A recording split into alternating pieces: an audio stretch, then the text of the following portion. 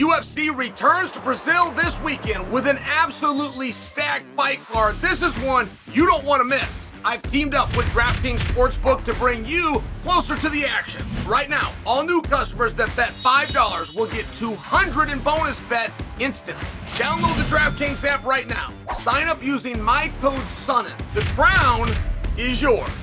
Staying on the action and use your $200 in bonus bets on DraftKings same-game parlays for a shot at an even bigger payout. Combine multiple bets together from the same fight, including number of rounds and method to victory. The more bets you combine, the more you can win. If sports betting is not yet available in your state, you can still join in on all the fun with DraftKings Daily Fantasy with a shot to win all sorts of prizes. Download the DraftKings Sportsbook app right now. New customers can bet just $5 on any fight and receive $200 in bonus bets instantly with promo code Sonnen only at DraftKings Sportsbook. All right, so I got tasked with the world's hardest job. And what that is to tell you what's going down on Saturday and to make you interested in it. Not for nothing, right? This is very tough, but you know what? There's a few things at play. And the destination is wildly important. I feel this at my point in my career now, which is just, I'm a fan, right? But I didn't feel it when I was competing. I never knew anything about it. I had a fight where I was supposed to go to Brazil and they're going to kill me. And what do I think about going to Brazil? It was this whole thing. And man, I don't know anything about it.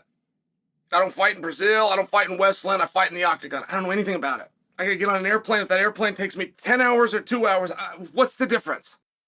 Checking into a room. I mean, it's one of these things I personally never understood.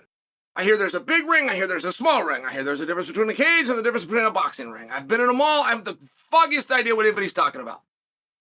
So I don't feel that way now, though. Like as I'm getting older and I'm looking at it, there is something special if you're at T-Mobile. There is something different if you get to go to Fight Island. If you're fighting at the Apex, which is the only venue on earth that was built for fighting. Aside from a Roman Colosseum, there is literally no building on earth that they made for fighting. So, Madison Square Garden, right? I got a different value on it. But let's take a look at where they're going here. And they're going to Rio. Pantoja won the day. Now, I have heard Pantoja do 4 interviews in Pantoja's career. In all 4 of the interviews that I heard, he asked Dana to be able to fight in Brazil. So, when you look at it, you say, okay, Pantoja won the day. Pantoja's not the biggest star. This isn't a perennial weight class of 125. It's not a common weight class to be headlining pay-per-view. You're within your limits there. Go right ahead. Go right ahead and say that. Usyk is ranked number 10. Now, Usyk, to quote the great Stone Cold Steve Austin, stomped a mud hole in number 7, but fine. Okay. So, how did we get here? Well, let's start with Pantoja asking for it and getting what he asked for. Let's start with the fact that Pantoja fought for the right to headline this card, and he was met with resistance in the form of Alex Pereira. And Pantoja beat him. Pantoja took on Pereira in the media and for the ear and the heart of the boss, and Pantoja won. Now, when Pantoja won the belt, okay, things are about to get real weird around here. If you guys don't know this. But there is a language barrier and there is a chance that you don't know this. When Pantoja won the belt, in his post-fight interview, he held the belt up and he said, "Am I good enough for you now, Dad?" And his father had left him when he was a little boy, I believe 3 years old. But he left him when he was a little boy. He's never seen him since. I'm not positive he knows what his name is. Dad never came back. So, that's some tough stuff. That is some really tough stuff. And Shaq went through this and spoke about it. And Shaq forgave his dad, and that's up to him. I wouldn't. would not ever want to trade shoes and be in that position, but I just share for you, what happens if the dad shows up at this event? And what happens if he did?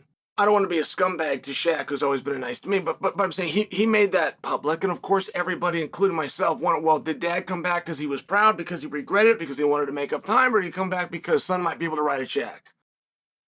And then you always get into the real weird stuff about when dude comes back and claims he's dead. How many of you ever went down to the and just to be sure, you drop a prick of blood and I'll drop a prick of blood? Like, who actually does that?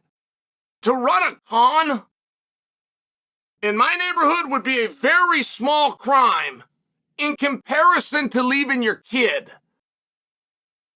So stay with me on this, because there is no such thing as a home court advantage in fist fighting. There isn't soccer. There isn't football. There isn't baseball. There's not in cage fighting. Everybody around that you've told how tough you are your whole life, everybody around that you've puffed up to in the street, all of a sudden they're coming to find out. They're going to come and see it in person. You're going to take your shirt off and you're either as tough as you said you were or you weren't.